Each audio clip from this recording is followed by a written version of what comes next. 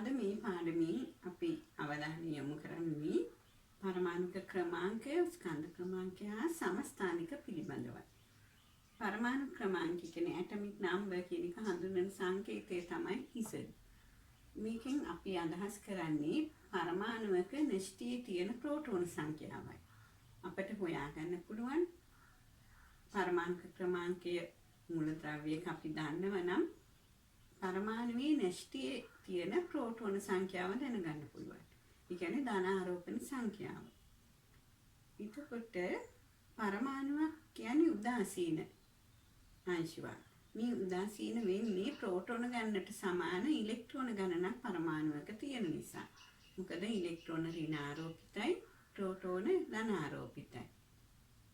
ඒ විදිහට හිතුවොතින් උදාසීන පරමාණුවක තමයි ප්‍රෝටෝන සංඛ්‍යාව ඉලෙක්ට්‍රෝන ගණනට සමානයි. එතකොට උදාහරණයක් විදිහට කාබන් සැලකුවොතින් කාබන් තියෙන අවස්ථාවකදී 6 වෙනි කොටුවේ. ඒක විතර පරමාණු ක්‍රමාංකය 6යි.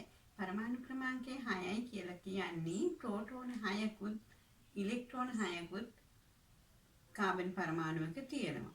එතකොට ධනාරෝපණ ගන්න ඍණාරෝපණ ගන්නට සමාන නිසා උදාසීන පරමාණුවක් වෙනවා කාබන් පරමාණුව. නමුත් අයනයක් ගැන සැලකුවොතින් අයනයක් කියන්නේ ඉලෙක්ට්‍රෝන ඉවත් වීමක් හෝ ලබා ගැනීමක් නිසා සෑදෙන දෙයක්. එතකොට ප්‍රෝටෝන ගණන ඉලෙක්ට්‍රෝන ගණනට සමාන වන්නේ නැහැ. අපි උදාහරණ වලින් කතා කරමු. H+ අයනය හයිඩ්‍රජන් ධන අයනය. හයිඩ්‍රජන් වල පරමාණු ක්‍රමාංකය 1යි. ඒක නිසා හයිඩ්‍රජන් අයනයේ ප්‍රෝටෝන එකක් තියෙනවා. නමුත් හයිඩ්‍රජන් අයනය සෑදෙන විට තිබුණ ඉලෙක්ට්‍රෝනය පිට වෙලා තියෙන. ඒක නිසා ඉලෙක්ට්‍රෝන ගන්න බිඳුවයි. ක්ලෝරයිඩ් අයනය ගැන කතා කරන්න කලින් අපි ක්ලෝරින් පරමාණුව ගැන බලමු. ක්ලෝරින් පරමාණුවේ පරමාණු ක්‍රමාංකය 17යි. ඒ කියන්නේ ප්‍රෝටෝන 17කුත් ඉලෙක්ට්‍රෝන 17කුත් තියෙනවා. දැන් ක්ලෝරයිඩ් අයනය හැදෙනකොට පිටින් ඉලෙක්ට්‍රෝනයක් අරගත්ත නිසා ඉලෙක්ට්‍රෝන ගන්න 18ක් වෙනවා. ඒ වගේම සෝඩියම් ධන අයනය ගැන කතා කළොත් සෝඩියම් පරමාණුවේ පරමාණු ක්‍රමාංකය 11යි. සෝඩියම් තියෙන ආවර්තාවකයේ 11 වෙනි කොටුවේ. ඒ නිසා ඒතර පරමාණු ක්‍රමාංකය අපිට මතක තියාගන්න පුළුවන් 11 විදිහට. සෝඩියම් පරමාණුවක ප්‍රෝටෝන 11ක් කියන්නේ න්‍යෂ්ටි ධනාරෝපණ 11ක් තියෙනවා. ඉලෙක්ට්‍රෝනයක් පිට වෙලා තියෙන සෝඩියම් ධන අයනයේ තියෙන ඉලෙක්ට්‍රෝන 10යි. දැන් තේරුණා නේද ඔයගලන්ට ප්‍රෝටෝන ගණනත් ඉලෙක්ට්‍රෝන ගණනත් හොයාගන්න හැටි? දැන් ඊළඟ මාතෘකාව තමයි ස්කන්ධ ක්‍රමාංකය.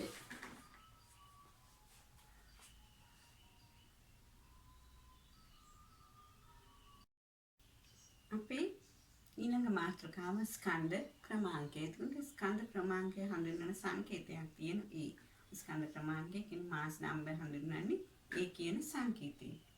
අපි මේකේ අර්ථ දැක්වීම බලමු.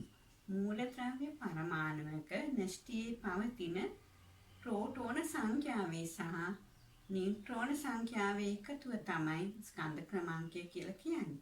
එතකොට ස්කන්ධ ක්‍රමාංකය සමාන වෙනවා ප්‍රෝටෝන ගණන එකතු කිරීම නියුට්‍රෝන ගණනට. මෙන්න මේක මතක තියාගන්න. මේක මතකේ තබා ගන්න. මොකද මේක තමයි අපි ඉස්සරහට භාවිත කරන්නේ. ස්කන්ධ ක්‍රමාංකය සමානයි ප්‍රෝටෝන සංඛ්‍යාව එකතු කිරීම නියුට්‍රෝන සංඛ්‍යාව. ඒ කියන්නේ ප්‍රෝටෝන හා නියුට්‍රෝන වල මුළු එකතුව තමයි ස්කන්ධ ක්‍රමාංකය කියලා සඳහන් කරන්නේ. ඊළඟට මේ පරමාණු ක්‍රමාංකයත් ස්කන්ධ ක්‍රමාංකයත් කොහොමද සංකේතවල දක්වන්නේ කියන එක අපි බලමු. අපි ඊළඟට බලමු පරමාණු ක්‍රමාංකය හා ස්කන්ධ ක්‍රමාංකය. පරමාණු ක්‍රමාංකයත් ස්කන්ධ ප්‍රමාණයන් යම් මූලද්‍රව්‍යයක සංකේතයක දක්වන්නේ කියලා. මෙතන x කියලා හඳුන්වන තියෙන උදාහරණයක් විදිහට උදාහරණ අපි ගන්නේ මේකට මූලද්‍රව්‍යයක්. මේ මූලද්‍රව්‍ය එතකොට හයිඩ්‍රජන් සිට සියලුම මූලද්‍රව්‍ය මේ විදිහටයි ලියන්නේ. මෙතන අපි හයිඩ්‍රජන් ලියුවොතින් මෙතන ලියන්නේ පරමාණු ක්‍රමාංකය. මෙතන ලියන්නේ ස්කන්ධ ක්‍රමාංකය. කියන්නේ වම් පස තමයි පරමාණු ක්‍රමාංකය හා ස්කන්ධ ක්‍රමාංකය සටහන් කරන්නේ. මූලද්‍රව්‍ය සංකේතය ලියන්න පරමාණු ක්‍රමාංකය මෙතන පහලින් ලියන්න. ඒ වගේම ඉහළින් ලියන්න ස්කන්ධ ක්‍රමාංකය. දැන් මෙතන මේ පෙන්නලා තියෙන්නේ පොඩි සමීකරණයක් වගේ එකක්. ඊට පස්සේ ඔයගලන්ට පුළුවන් මේක භාවිතා කරන්න ඉදිරියට. ඒ කියන්නේ ස්කන්ධ ක්‍රමාංකය කියන්නේ ප්‍රෝටෝන හා නියුට්‍රෝන ගණන. එතකොට Z කියලා අපි හඳුන්වන්නේ පරමාණු ක්‍රමාංක Z සමානයි ප්‍රෝටෝන ගණනට. එතකොට ඕගොල්ලෝ ප්‍රෝටෝන ගණන දන්නවා නේ මූලද්‍රව්‍යයක පරමාණු ක්‍රමාංකය මගින්. ස්කන්ධ ක්‍රමාංකයක් දන්නවා නම් අපිට මේ දෙකේ වෙනසෙන් හොයාගන්න පුළුවන් නියුට්‍රෝන ගණන. මෙන්න මේ විදිහට තමයි නියුට්‍රෝන ගණන සොයන්නේ.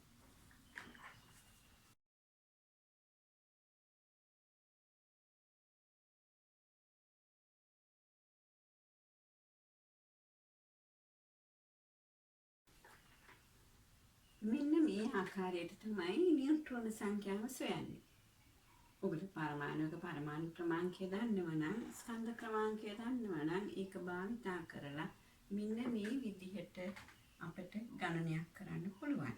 නියුට්‍රෝන සංඛ්‍යාව සමානයි ස්කන්ධ ක්‍රමාංකය අඩු කිරීම පරමාණුක ක්‍රමාංකය. ඒ කියන්නේ P ධන N Z කියන්නේ P ප්‍රෝටෝන ගණන.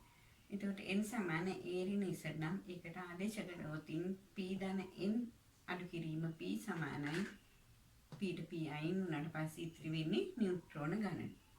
අපි උදාහරණ බලමු. උදාහරණය අපි ගනිමු කාබන් 612.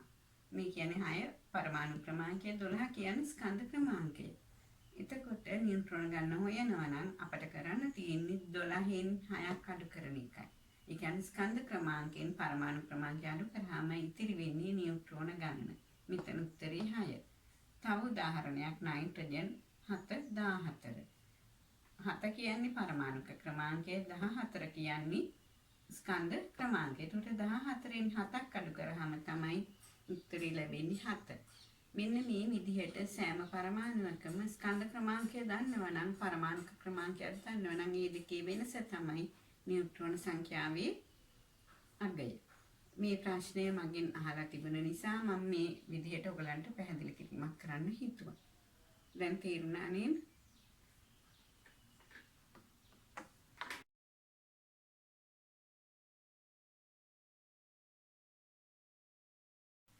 අපේ ඊළඟ මාතෘකාව සමස්ථානික. දැන් බලන්න මෙන්න මේ සමස්ථානික වල අර්ථ දැක්වීම. ඔයගලන්ට පේනවද මෙතන තියෙනවා එකම මූලද්‍රව්‍ය කියලා සටහන් වෙලා. මේක තමයි හුඟක් වැදගත්. එකම මූලද්‍රව්‍ය කියන්නේ ආවර්තාවකේ තියෙන මෙන්න මේ එක මූලද්‍රව්‍ය කියන එක බැලුවොතින් ඔයගලන්ට පේනවා ආවර්තාවකේ එක මූලද්‍රව්‍යයක් ගැන තමයි මේ කතා කරන්නේ. සමස්ථානික කියන්නේ මේ එකම තැන තියෙන මූලද්‍රව්‍යයක්. එකම තැන කියන්නේ ආවර්තාවකේ එක තැනක තියෙන එක. උදාහරණ හයිඩ්‍රජන්. හයිඩ්‍රජන් කියන මූලද්‍රව්‍ය ආවර්තාවකයේ පළවන ස්ථානයේ තමයි තියෙන්නේ පළවන කොටුවේ. අපි බලමු මේ අර්ථ දැක්වීම ටිකක්. මූලද්‍රව්‍යයේ පරමාණු වලට ස්කන්ධ ක්‍රමාංකය වෙනස් වූ. මොකද මෙතන කියවෙන්නේ ස්කන්ධ ක්‍රමාංකය වෙනස්. අන්න ඒක ඉතා වැදගත්. මේ එකම මූලද්‍රව්‍ය කියන වචනේ වගේම ස්කන්ධ ක්‍රමාංකය කියන එකත් හුඟක් වැදගත්. එතකොට ස්කන්ධ ක්‍රමාංකය වෙනස් වුණ කියන එක තමයි මෙතන තියෙන විශේෂ ලක්ෂණය. එතකොට එකම මූලද්‍රව්‍යයේ පරමාණු වලට ස්කන්ධ ක්‍රමාංකය වෙනස් වූ ප්‍රභේද පවතින්න පුළුවන්. ඒ කියන්නේ එකම මූලද්‍රව්‍යයට විවිධ ප්‍රභේද තියෙනවා.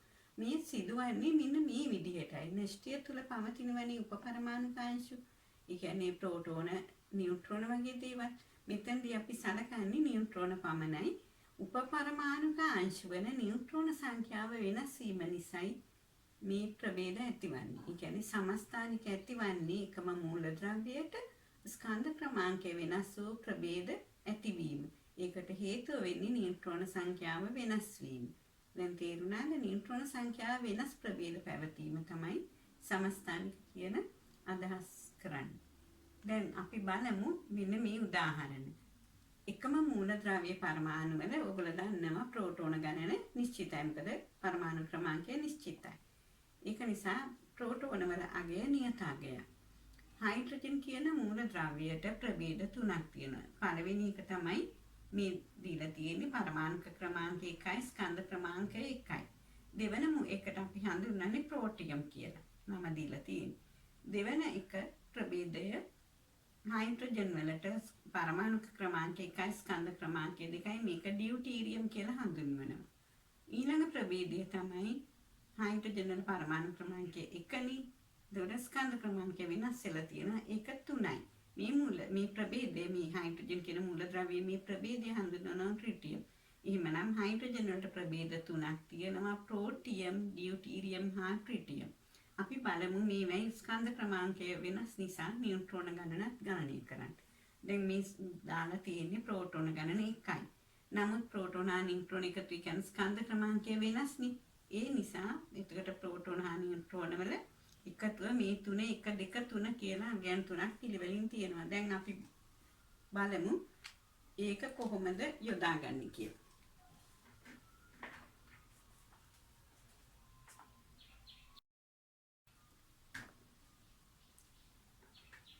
කියන්නේ ප්‍රෝටෝන හා නියුට්‍රෝන ගණන. Z කියන්නේ ප්‍රෝටෝන ගණන. එහෙමනම් ප්‍රෝටියම් වල ස්කන්ධ ක්‍රමාංකය A1යි Z 1යි. එතකොට එක අඩු කිරීම එක බිඳුවයි. කියන්නේ නියුට්‍රෝන නැහැ ප්‍රෝටියම් වල. ඊළඟට ඩියුටීරියම් වලට බලමු. ඩියුටීරියම් වල A සමානයි 2යි. Z සමාන 1යි. ඒක නිසා දෙකෙන් එකක් අඩු කරාම එකක් ලැබෙන. කියන්නේ නියුට්‍රෝන එකක් තියෙනවා ඩියුටීරියම් වල. ඒ නිසා ස්කන්ධ ක්‍රමාංකය වෙනස් වෙනවා. ඊළඟට ට්‍රිටියම් සලකා බැලුවොත් ට්‍රිටියම් වල ස්කන්ධ ක්‍රමාංකය 3යි. පරමාණු ක්‍රමාංකය 1යි. ඒතකොට 3න් එකක් අඩු කරාම උත්තරී 2යි. ඒ කියන්නේ නියුට්‍රෝන දෙකක් තියෙනවා. දැන් තේරුණාද සමස්ථානිකවල මෙන්න මේ ආකාරයට ස්කන්ධ ක්‍රමාංකයේ වෙනස් ප්‍රභේද පවතිනවා එක මූලද්‍රව්‍යයට. ඒ කියන්නේ සමස්ථානික මේ වාගේ අපට පුළුවනි නියුට්‍රෝන සංඛ්‍යාවත් සොයන්න. ඊළඟ උදාහරණයට යමු.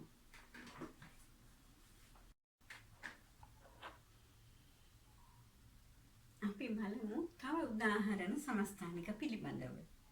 පළවෙනි උදාහරණය කාබන්. කාබන් වල පරමාණු ක්‍රමාංකය 6 හා ස්කන්ධ ක්‍රමාංකය 12 වන ප්‍රභේදයකුත් ස්කන්ධ ක්‍රමාංකය 13 වන ප්‍රභේදයකුත් ස්කන්ධ ක්‍රමාංකය 14 වන ප්‍රභේදයකුත් තියෙනවා. ඉතින් මේ මායේ නියුට්‍රෝන ගණන ඔබට ගණනය කරන්න පුළුවන්.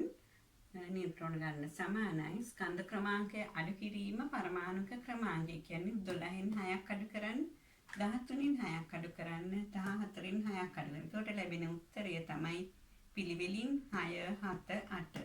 ඒ කියන්නේ මේ කාබන් ප්‍රභේද තුනේ ස්කන්ධ ක්‍රමාංකය වෙනස් නිසා නියුට්‍රෝන ගණන වෙනස් වෙලා තියෙනවා. ඊළඟ උදාහරණය තමයි මම මේ ගත්තේ සාමාන්‍ය ඔයගලන්ට පොදු උදාහරණ හැම විතරම පුරුදු අහන්න පුළුවන් වෙන උදාහරණ. වෙනත් මූලද්‍රව්‍යලත් මේ වගේ තිබෙනවා. නමුත් මම තෝරගත්තේ ඊටම සරල උදාහරණ කිහිපයක්. ඔක්සිජන් වල තියෙනවා ඔක්සිජන් 16, ඔක්සිජන් 17, ඔක්සිජන් 18 කියන ප්‍රභේද තුන. අපි සාමාන්‍යයෙන් මූලද්‍රව්‍යයක මේ සමස්ථානික හඳුන්වන්නේ වෙනස් වෙන ස්කන්ධ ක්‍රමාංකයෙන්. දැන් කාබන් වල කාබන් 12 C12, C13, C14 කියලායි මේ සමස්ථානික හඳුන්වන්නේ. ඒ වගේම ඔක්සිජන් වල 6, ඔක්සිජන් 16, ඔක්සිජන් 17, ඔක්සිජන් 18 කියලායි හඳුන්වන්නේ. ඉතින් ඒකෙත් බලන්න පුළුවන් ඔයගලන්ට නියුට්‍රෝන ගණන 16න් 8ක් අඩු කරලා. දැන් මේ විදිහට ගණනය කරන්න. අපේ ඊළඟ කොටස තමයි මේ සමස්ථානිකවල ගුණ පිළිබඳ සාකච්ඡා කරන්නේ. ඒ කියන්නේ රසායනික ගුණ හා භෞතික ගුණ කියලා දෙකක් තියෙනවා සමස්ථානිකවල. සමස්ථානිකවල රසායනික ගුණ රඳා පවතින්නේ ඉලෙක්ට්‍රෝන වින්‍යාස මත. මොකද හැම මූලද්‍රව්‍යයකම ඉලෙක්ට්‍රෝන වින්‍යාසය අනුව තමයි රසායනික ප්‍රතික්‍රියා තීරණය වෙන්නේ. ප්‍රතික්‍රියාශීලීත්වය රඳා පවතින්නේ රසායනික ගුණ රඳා පවතින්නේ ඉලෙක්ට්‍රෝන වින්‍යාසය මත. අපි බලමු දැන් ඒකත් සාරාංශ කරන්න.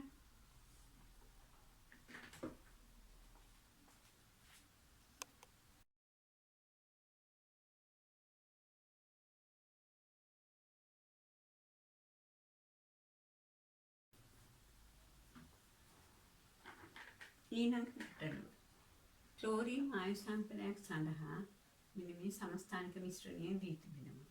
ක්ලෝරින් 17න් ක්ලෝරින් 17 35න් සහ ක්ලෝරින් 17 37න් තමයි මේ සමස්ථානික ස්කන්ධ වලින් තමයි මේ මිශ්‍රණය සමන්විත වන්නේ. එතකොට සමස්ථානික ස්කන්ධ සාපේක්ෂාකයන් දීලා තියෙනවා 34.97 හා 30.97 මේ සමස්ථානික දෙක සඳහා. ඒ වගේම සාපේක්ෂ සුලභතාවයේ ප්‍රතිශතයක් විදිහට ඒ කියන්නේ මිශ්‍රණයේ 100ක් නම් සාම්පලේ පරමාණු ඒ පරමාණු 100න් 75.8ක් තමයි මෙන්න මේ ස්කන්ධයෙන් තියෙන ක්ලෝරින් 35 සමස්ථානිකයෙන් තියෙන්නේ. ඒ වගේම මේ 24.2ක් 36.97ක් වෙන ස්කන්ධයෙන් තිබෙන්නේ ක්ලෝරින් 37. මේ විදිහටයි සාපේක්ෂ පරමාණුක ස්කන්ධය සොයන්නේ. 34.97ක් 75.8ක් තියෙනවා. ඒ නිසා මේ විදිහට ප්‍රතිශතය භාවිතා කරලා සමස්ථානික ස්කන්ධයෙන් වැඩි කරාම මෙතනට අගයක් එනවා. ඒ වගේම 30.97 වැඩි කිරීම 100න් 24.2 ප්‍රමාණයක් දායක වෙනවා ක්ලෝරින් 37 සමස්ථානිකයෙන්. මේ විදිහට සුළු කරන්න පුළුවන්. ඒකට උත්තරේ 35.4.5.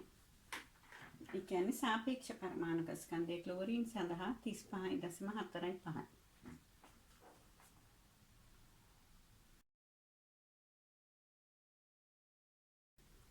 ඊළඟ උදාහරණය නියොන් සාම්පලයක් සමන්විත වෙනවා ස්කන්ධ ක්‍රමාංකය 20, 21 හා 22 වන සමස්ථානික තුනකි. ඒවායේ සාපේක්ෂ සුලභතා පිළිවෙලින් 99.5ත් 100.2.7ත් 109.22.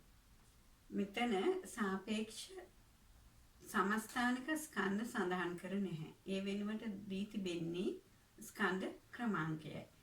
සාපේක්ෂ සමස්ථානික ස්කන්ධ දී නැති අවස්ථාවකදී ස්කන්ධ ක්‍රමාංකය සඳහා යොදන්න පුළුවන් මේ ආකාරයට. 90.5ක් ප්‍රමාණයක් තියෙන්නේ ස්කන්ධ ක්‍රමාංකය 20 වන නියොන් වලින්. ඊළඟට නියොන් 21කින් තියෙනවා 0.27ක් 100ට. ඒ වගේම නියොන් 22කින් තියෙනවා 9.22ක්. ඒ අනුව මේක සුළු කරාම ලැබෙන්නේ නියොන් වල සාපේක්ෂ පරමාණුක ස්කන්ධය සඳහා 20.22. අද පාඩමේ සාරාංශය තමයි කොහොමද නියුට්‍රෝන ගන්න සොයන්නේ. ඒ කියන්නේ ස්කන්ධ ක්‍රමාංකය හා පරමාණු ක්‍රමාංකය භාවිතා කරලා. මතක නේද? ඒ වලින් ඉසඩ් අඩු කරලා නියුට්‍රෝන ගන්න සෙවුනේ. ඒ වගේම අපි කතා කළා මූලද්‍රව්‍යයන්ට සමස්ථානික තිබෙන බව. ඒ කියන්නේ එක මූලද්‍රව්‍යයේ පරමාණු වල විවිධ ප්‍රභේද තියෙන ස්කන්ධ ක්‍රමාංකය වෙනස් වුණ. ඒවායේ නියුට්‍රෝන සංඛ්‍යාව වෙනස් වීමෙන් තමයි එහෙම සමස්ථානික ඇති වෙන්නේ. ඊට පස්සේ අපි කතා කළා මේ සමස්ථානික තියෙන මිශ්‍රණයක් තියෙන වායු සාම්පල් වල මූලද්‍රව්‍ය සාම්පල් වල කොහොමද සාපේක්ෂ පරමාණුක ස්කන්ධය සොයන්නේ කියලා සමීකරණයක් ආශ්‍රිතව ඒකට යොදාගත්තේ සාපේක්ෂ සුලභතාවය.